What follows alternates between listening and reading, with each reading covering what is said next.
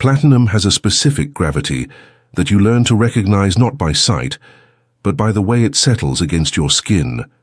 It is heavy, unforgiving, and cold until it steals the warmth from your body. I spent 2 years hunched over a jeweler's workbench, breathing in polishing compound and straining my eyes through a loupe, to rebuild the shattered platinum filigree of my great-grandmother's emerald pendant.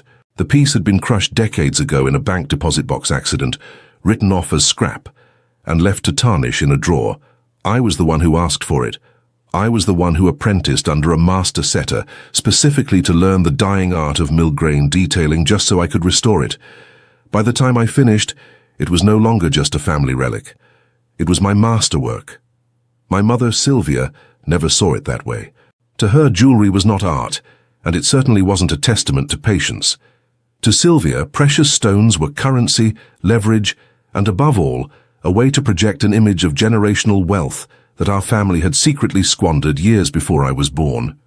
Sylvia ran a high-end bridal boutique in the city that had been quietly bleeding money for the better part of a decade. She survived on lines of credit, charm, and the deliberate manipulation of everyone around her, including my younger sister Sienna. Sienna was not a malicious person, but she was pliable, easily dazzled by our mother's theatrics, and entirely dependent on Sylvia's approval. I had distanced myself from that dynamic long ago, choosing the quiet, precise world of antique restoration. I made my own money, kept my own counsel, and set strict boundaries. But boundaries are an abstract concept to a woman drowning in debt. The occasion was my 35th birthday. I rarely celebrated myself, but Yannick, the owner of the gallery where I frequently exhibited my restored historical pieces, insisted on hosting a private retrospective of my work. It was an elegant space, all polished concrete floors, exposed brick, and museum-grade lighting. He invited clients, curators, and, reluctantly, my family. It was a professional milestone masquerading as a birthday party. I decided to wear the emerald pendant. It was the first time I had ever worn it in public. The stone, a flawless Colombian emerald the size of a quail egg, rested at my collarbone, held by the intricate platinum lattice I had spent hundreds of hours reconstructing. Throughout the early evening, the atmosphere was sophisticated and calm. Waiters circulated with champagne, and a jazz trio played softly in the corner.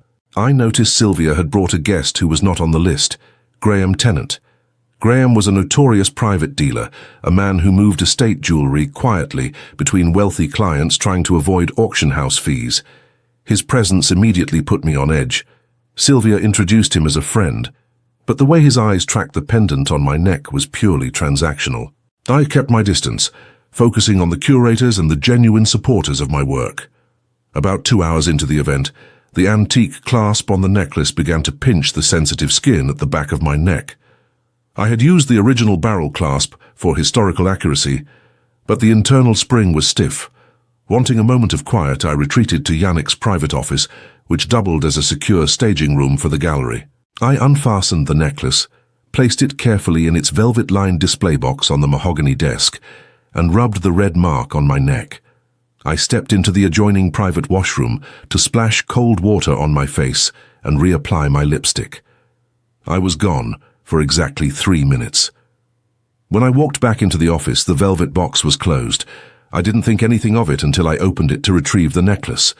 The box was empty. Panic is a cold, sharp thing. It doesn't always make you scream. Sometimes it makes you entirely still. I didn't run out into the gallery shouting for the police. I am a pragmatic woman who works with microscopic details. I look for evidence. I stepped out of the office and scanned the room. The party was continuing normally, but the energy near the center of the room had shifted. Sylvia was standing by the microphone Yannick had set up for speeches. Sienna stood beside her, looking flushed and overwhelmed. Graham Tennant was positioned perfectly to their right, his arms crossed, watching intently. Sylvia tapped the microphone. The room quieted down. She began a speech about family legacy, about the women in our lineage, and about the passing of torches. She spoke beautifully, weaving a fictional tapestry of a deeply connected family that had never actually existed. And then, with a theatrical flourish, she reached into her tailored blazer, pulled out a familiar velvet box and turned to Sienna. She announced that in honor of family tradition, and to celebrate Sienna's recent engagement, she was gifting her the family emerald. The crowd murmured in appreciation. Sienna, tears welling in her eyes, allowed our mother to fasten a heavy, glittering necklace around her neck. I stood at the edge of the room, staring. The piece around Sienna's neck sparkled brilliantly under the gallery lights, but I didn't interrupt. I didn't march up and tear it off her neck, because even from 20 feet away, my trained eyes caught how the light fractured through the green stone. The dispersion was wrong. It was too bright, too glassy. It was not the deep, velvety green of a natural emerald.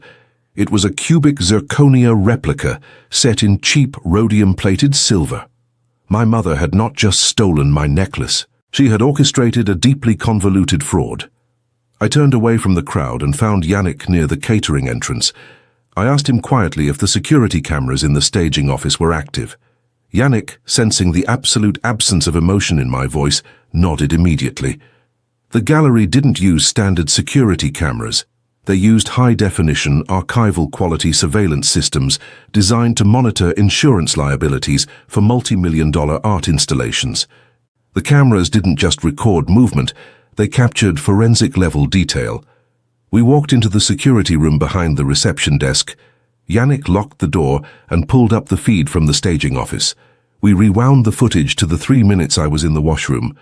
On the screen, Sylvia slipped into the office just seconds after the washroom door clicked shut. She didn't look rushed. She looked entirely purposeful. She approached the mahogany desk and opened my velvet box. But she didn't just grab the necklace and run. She reached into her own oversized leather handbag and pulled out a secondary identical velvet box. She took my platinum emerald from the original box and slipped it into a hidden, zippered compartment in the lining of her purse. Then she took the cheap replica out of her box, placed it into my box, and closed the lid. She smoothed her blazer and walked out. The strategy was suddenly breathtakingly clear to me. Sylvia needed money to save her boutique. She couldn't just steal the necklace and disappear. I would report it, and the piece would be flagged on every database in the industry. She needed a smokescreen. By publicly gifting the necklace to Sienna in front of dozens of witnesses, including Graham, the private dealer, she was establishing a false public record.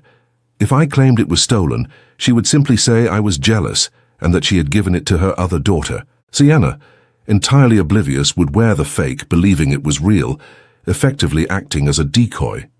Meanwhile, the real platinum and emerald piece was sitting in the lining of Sylvia's purse, waiting to be quietly handed off to Graham Tennant for a fraction of its insured value in untraceable cash.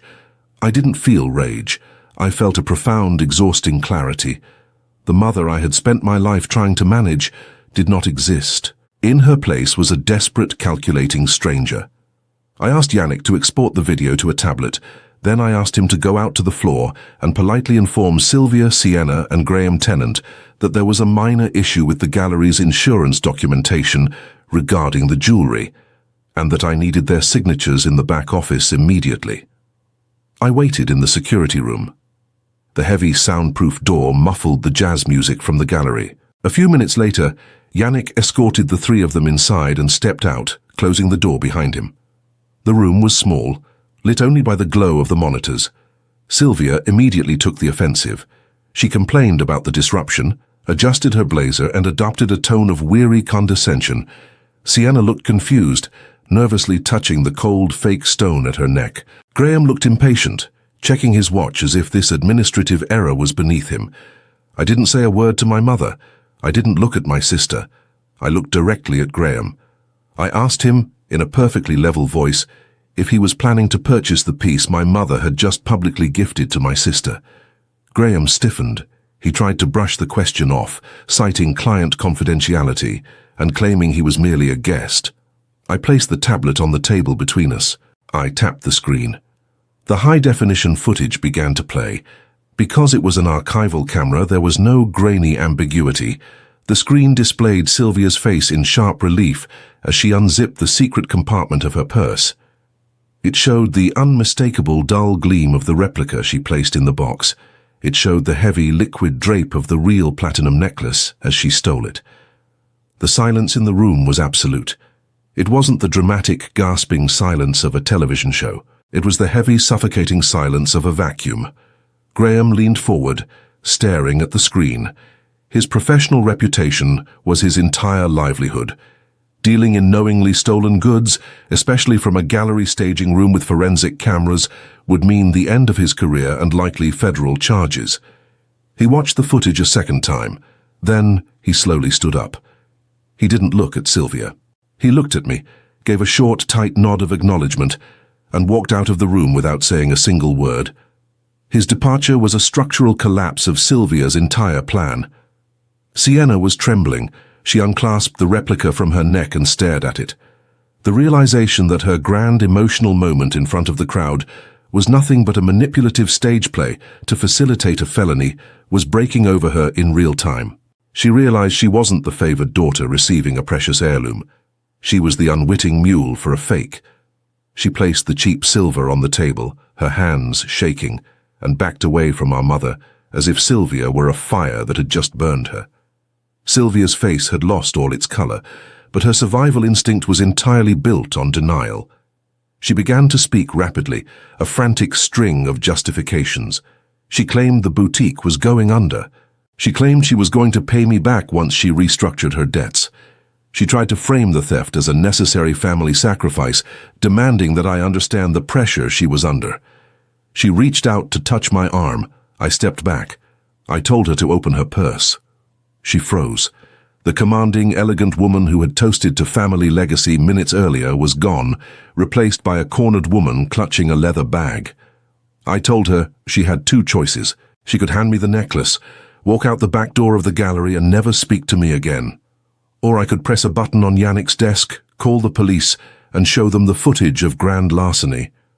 Her hands shook as she unzipped the lining of her purse. She pulled out the platinum pendant.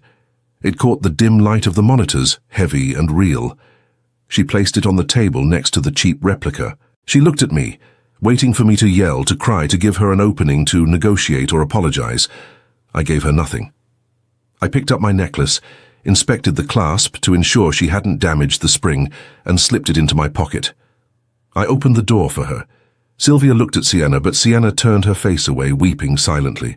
Without another word, Sylvia walked out into the alleyway behind the gallery, her silhouette disappearing into the city night. The gallery party continued for another hour, entirely unaware of the fracture that had occurred behind the walls.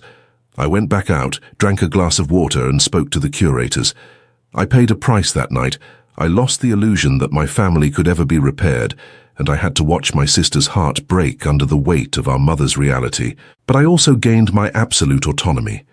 Sienna moved out of Sylvia's orbit shortly after, taking a job in a different city, finally forcing herself to build an identity that didn't rely on our mother's approval. Sylvia's boutique closed quietly 6 months later. I never checked to see where she went. I still have the necklace. I keep it in a secure vault at my studio. I don't wear it anymore. Its restoration was the beginning of my career, but retrieving it was the end of my obligation. I sit at my workbench now, the loop over my eye, the scent of polishing compound in the air, and I focus on the work. I take broken things that have been crushed and discarded, and I rebuild them. But I have learned the most important lesson of restoration. You can only fix something if the metal is honest. If the foundation is fake, you don't repair it. You sweep it off the table and you start fresh. The morning after the gallery exhibition, the silence in my apartment felt different. It was no longer the comfortable quiet of solitude. It was the heavy, suspended stillness that precedes a storm.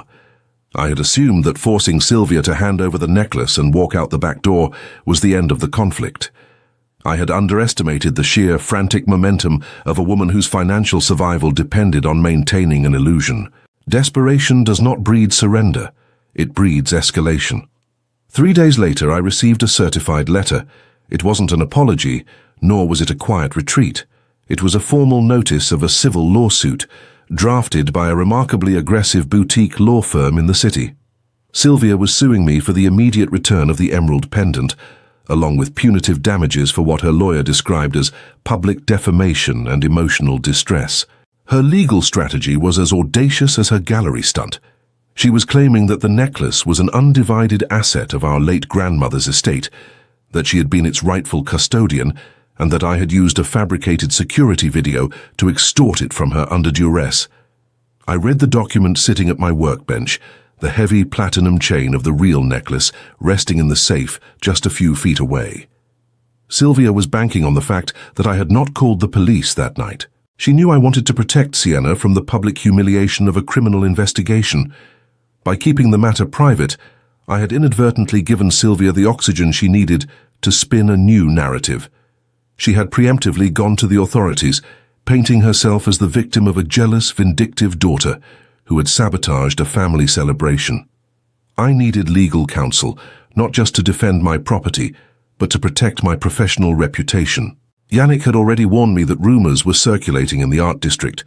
Graham Tennant, humiliated by his near miss with stolen goods, had been whispering his own version of events to cover his tracks, suggesting that the provenance of my antique pieces might be compromised. The crisis was no longer just contained within my family. It was bleeding into the career I had spent over a decade building. I scheduled a meeting with Elias Vance, a lawyer who specialized in art provenance and estate disputes. Elias was a pragmatic man who operated out of a cluttered office above a rare bookstore. He did not traffic in emotional validation. When I sat across from him and laid out the sequence of events, he didn't offer sympathy. He asked for the raw files of the gallery security footage, the original insurance appraisal of the shattered pendant before I restored it, and every receipt associated with the platinum wire, polishing compounds, and bench time I had invested in the piece. "Your mother is playing a dangerous game of chicken," Elias said, adjusting his glasses as he watched the footage of Sylvia swapping the boxes. "She knows this video is damning, but she also knows that civil court relies on the preponderance of evidence, not absolute certainty. Her lawyer will argue the footage is inconclusive, that she was merely switching boxes to protect the real piece from being lost in a crowded gallery, and that you forced her to hand it over later. It's a weak argument, but it's enough to tie you up in litigation for years. And she knows you don't want to drag your sister onto the witness stand." He had found the weak point in my armor immediately. Sienna. Since the night of the gallery, Sienna had gone completely dark. She had blocked our mother's number, but she had also stopped answering my calls. The revelation that she had been used as a fleshy mannequin for a cheap cubic zirconia replica had shattered her fragile worldview. To ask her to give a sworn deposition detailing how our mother had manipulated her would be cruel. It would force her to relive the humiliation on a public record. Sylvia was counting on my reluctance to hurt Sienna. It was a calculated hostage situation, using my sister's emotional fragility as leverage. But I am a restorer. My entire profession is based on the principle that history leaves a physical mark, a structural truth that cannot be argued away by a clever story. I told Elias that we would not need Sienna's testimony. We didn't even need to rely solely on Yannick's security footage. I had something far more irrefutable, something Sylvia had fundamentally failed to understand when she looked at the necklace. She saw only a green stone and shiny metal. She did not see the microscopic architecture of the restoration. I went back to my studio and pulled my heavy fireproof ledger from the bottom drawer of my desk. Every time I take on a restoration, whether for a museum, a private client, or myself, I document the process. It is a strict requirement for insurance purposes. For the emerald pendant, I had logged over 400 hours of work. More importantly, I had mapped the exact metallurgical composition of the platinum I used to rebuild the filigree. I had mixed the alloy myself to match the antique standard, resulting in a specific trace signature of ruthenium and iridium that modern commercial platinum does not possess. Furthermore, the emerald itself possessed unique inclusions, the garden of microscopic flaws within the stone. I had high-resolution macro photographs of these inclusions taken before, during and after the setting process. These photographs were time-stamped, digitally watermarked, and authenticated by the master setter I had apprenticed under. I brought the ledger and the digital drives back to Elias. I watched as he laid the macro photographs out on his desk next to the initial estate valuation from 20 years ago. The original estate document explicitly listed the necklace as severely damaged beyond wear, intrinsic scrap value only, and it had been legally transferred to my name in that condition with my mother's own signature as the executor of the estate. Sylvia hadn't just forgotten that she signed that release, she had fundamentally misunderstood what she had signed away. She thought she was giving me junk. She didn't realize that in doing so, she had relinquished all legal claim to the masterpiece it would become. Elias smiled, a tight, predatory expression that finally made me feel like I had the upper hand. He drafted a response to Sylvia's lawsuit. We did not just file a motion to dismiss. We filed a countersuit for legal fees, harassment, and an injunction against her and her boutique. But Elias didn't send the response through the standard electronic filing system right away. Instead, he arranged a settlement conference. He invited Sylvia and her aggressive boutique lawyer to meet us in a neutral boardroom downtown. The trap was set. Sylvia thought she was walking into a room to negotiate a surrender, believing she held the ultimate leverage over my career and my sister's peace of mind. She had no idea that she was walking into a room where the very metal of the necklace was going to testify against her. The boardroom was located on the 42nd floor of a glass tower that overlooked the harbor, a sterile, temperature-controlled environment designed to strip away emotion and reduce human conflict to cold arithmetic. I sat beside Elias at the long mahogany table, my fireproof ledger and a slim manila folder resting in front of me. When Sylvia walked in, she did not look like a woman on the verge of bankruptcy. She wore a tailored wool coat and carried herself with the aggrieved dignity of a matriarch who had been profoundly wronged. Her lawyer, a man whose expensive suit could not entirely hide his aggressive impatience, took the seat across from Elias and immediately opened his briefcase. He did not waste time with pleasantries. He launched into a prepared monologue about the sanctity of family heirlooms, implying that I had exploited my mother's temporary financial vulnerability to extort a priceless antique that rightfully belonged to the estate.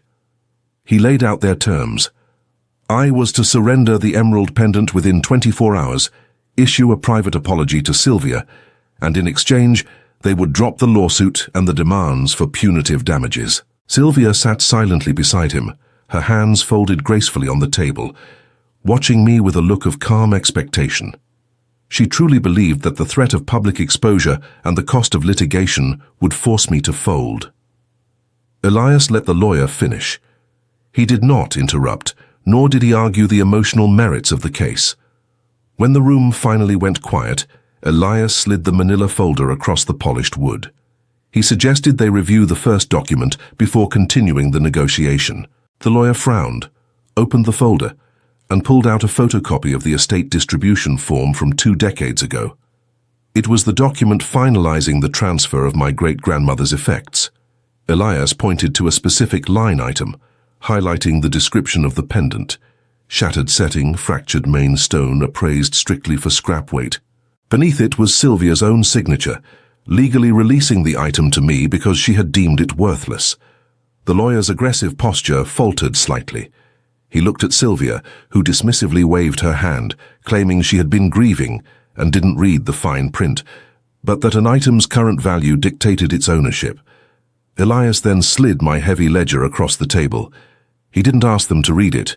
He simply explained what it contained. He detailed the 400 hours of bench time. He explained that the platinum holding the emerald was not the original metal. He described the specific ruthenium and iridium alloy I had personally mixed, a metallurgical signature that could be verified by any independent lab. He pulled out the time-stamped watermarked macro photographs of the emerald's internal inclusions, showing the precise structural map of the stone before and after I had set it. He looked directly at Sylvia's lawyer and explained that my mother was not suing for the return of a family heirloom. She was suing to seize an original piece of art created by my labor, using materials I had legally purchased, built around a stone she had legally abandoned. The lawyer stared at the metallurgical reports. He was an aggressive man, but he was not a foolish one. He recognized the absolute, irrefutable nature of physical evidence. He realized his client had lied to him about the provenance of the necklace, setting him up to argue a case built on a verifiable falsehood. Elias did not stop there. He leaned forward and quietly informed them that if this civil suit proceeded to discovery, we would be forced to subpoena the high-definition security footage from the gallery. He noted that filing a civil claim to obtain property by leveraging a false narrative, particularly when attempting to cover up an act of grand larceny caught on camera, moved the situation out of civil dispute and into the territory of criminal extortion. He suggested that Sylvia's creditors and the district attorney would find the gallery footage deeply interesting. The air in the room seemed to evaporate. Sylvia's mask of aggrieved dignity cracked, revealing the raw, panicked exhaustion beneath. She looked at her lawyer, expecting him to counter, to find a loophole, to raise his voice and fight for her narrative. Instead, he closed his briefcase. He turned to Sylvia and told her in a voice entirely devoid of warmth that he was formally advising her to withdraw the lawsuit immediately with prejudice, and that he would no longer represent her in any further action regarding this matter. There was no shouting. There was no dramatic confession or tearful apology. There was only the brutal, efficient mechanics of a lie collapsing under the weight of documented truth. Sylvia picked up a pen from the table. Her hand shook so violently that she had to brace her wrist against the wood to sign the withdrawal agreement Elias placed in front of her. When she finished, she stood up, didn't look at me, and walked out of the boardroom. Her footsteps echoed down the hallway, heavy and uneven. The aftermath was quiet. Sylvia's boutique filed for bankruptcy 2 months later, quietly shuttering its doors as her creditors finally dismantled her illusions. Sienna sent me a brief, carefully worded email a few weeks after the settlement conference. She had relocated to a coastal town, taken a job managing a small bakery, and was learning to live without the crushing pressure of our mother's expectations. She didn't ask for a reconciliation, and I didn't offer one. We both understood that healing required distance, and that the damage Sylvia had inflicted would take years to untangle. I kept the legal documents filed away, a permanent barrier against any future attempts to rewrite history. I returned to my studio. The rumors in the art district dissipated as quickly as they had formed, replaced by a surge of new commissions from clients who appreciated the quiet, uncompromising precision of my work. I still have the emerald pendant. It sits in a velvet box inside my heaviest vault. I don't look at it often. It served its purpose. I sit at my workbench, the morning light streaming through the large industrial windows, and adjust my loop. I pick up a pair of pliers and a length of raw silver wire. I measure the heat of my torch, feeling the familiar, steady weight of the tools in my hands. The metal does not lie, it does not manipulate, and it does not demand to be something it is not. It only asks for patience and for hands willing to do the work. Editor. The infographic transforms the story of the emerald pendant into a broader examination of manipulation, family roles, personal boundaries, and the importance of evidence. At the center of the story is a woman whose connection to the necklace goes far beyond inheritance. She spent hundreds of hours restoring a damaged family piece, rebuilding the platinum setting and turning something once considered nearly worthless into a unique work of craftsmanship. That effort represents patience, identity, independence, and the ability to create value through knowledge and dedication. The conflict begins because Sylvia sees the pendant very differently. Instead of recognizing the labor and emotional meaning behind it, she treats it as a financial resource that could help rescue her struggling business.